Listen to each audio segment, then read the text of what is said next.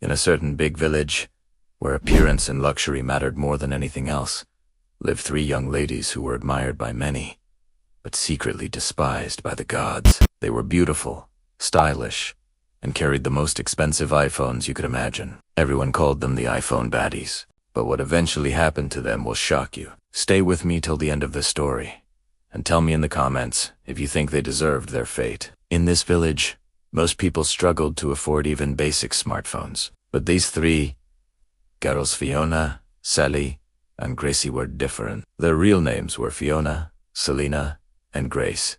But they changed their names because they wanted to sound classy and foreign. Every time a new iPhone dropped, whether it was the iPhone 12, 13, 14, 15, or the latest 16 Pro Max, these ladies somehow managed to buy it first. It didn't matter if they had food at home. It didn't matter if their rent was due. It mattered most was flaunting the latest iPhone. The villagers nicknamed them the iPhoneBaddies because everywhere they went, they moved like celebrities. Walking down the school compound, all eyes were on them. Girls wanted to look like them, dress like them, and most importantly on the phones they carried. But no one ever asked the big question. How do they afford these things? Because everyone knew their families were not rich. One afternoon, while they were strolling through Gracious Hearts College, a young student named Nancy approached them. Nancy was shy but bold enough to say, "Hi girls, I admire your group so much. Please, can I join you? I dress well, I speak well, and I love iPhones too." The iPhoneBaddies looked at her curiously. Sally asked, "Okay, Nancy, which phone are you using?" Nancy smiled proudly and pulled out her iPhone 8 Plus. Immediately, the three ladies burst into uncontrollable laughter. Wait. Are you serious?" Fiona shouted. "Even my little cousin doesn't use an iPhone 8 Plus anymore," Gracie added. "Girl, to be one of us, you need at least an iPhone 16 Pro Max. Please, move aside." The students around laughed at Nancy. Humiliated, she walked away in tears. From that day, no one ever dared to approach the iPhoneBaddies again. Their arrogance only grew stronger. But behind all the glamour, the truth was dark. At night, these same classy girls snuck out of the village, disguising themselves with makeup and wigs. In a neighboring town, they were not called iPhoneBaddies. They were known as the HK Sisters. Every Friday, they went to the biggest nightclub, where they entertained wealthy men in exchange for money. That was their real source of income. The bags, the wigs, the clothes, the iPhones, they were all funded by this hidden lifestyle. And because they only operated outside their village, no one suspected a thing. For years, they lived like this. Double lives, respected students by day, secret escorts by night. Everything was perfect for them. Until one day a girl named Janet transferred to their school. Janet was from the very same town where the iPhoneBaddies secretly worked. The moment she saw them being praised and admired, she couldn't believe it. "Wait, aren't these the HK sisters from my town?" she whispered. At first, she kept quiet, but when the iPhoneBaddies mocked her for using an Android phone, she'd had enough. Janet decided to expose them. That Friday night, she traveled back to her old town, went into the nightclub, and there they were, the iPhoneBaddies, dancing and entertaining men.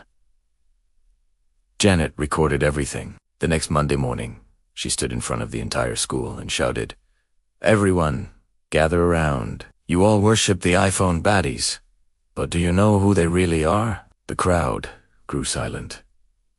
Janet pulled out her phone and played the video. The whole school gasped in shock. Their idols were nothing but escorts.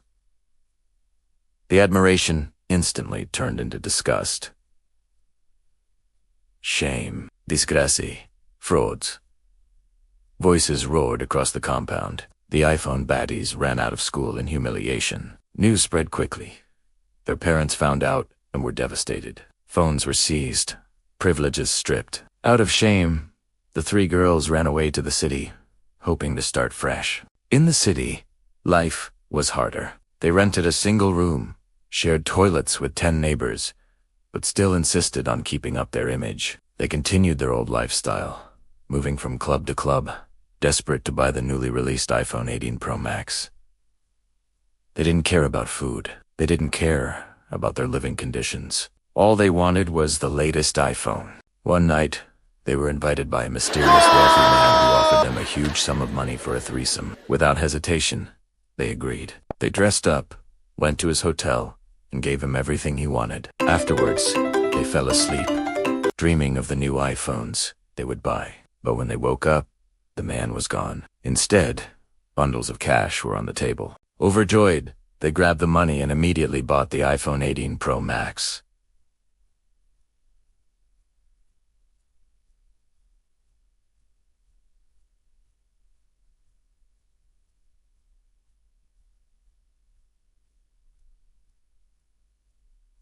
For weeks, they flaunted their new phones proudly, once again living like queens. But soon, strange things began to happen. Gracie started itching uncontrollably. Fiona complained of a foul smell she couldn't explain. Sally noticed dark spots appearing on her skin. Before long, their condition worsened. Doctors couldn't explain it. Herbalists said they had been cursed. The man they had met was not an ordinary man. He was rumored to be a rich, and by sleeping with him, they had exchanged their beauty for suffering. Their once glamorous lives turned into a nightmare. They lost everything.